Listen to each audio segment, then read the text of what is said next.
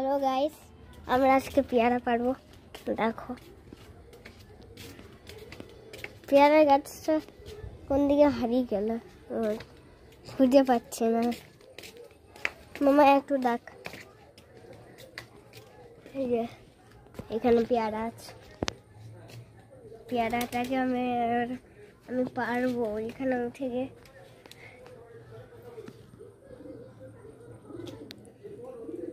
এটাকে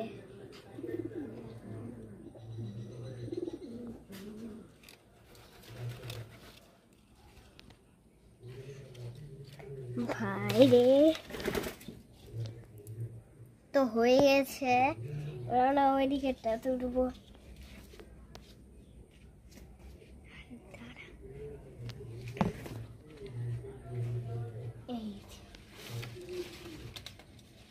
এটা হচ্ছে না বাবারে।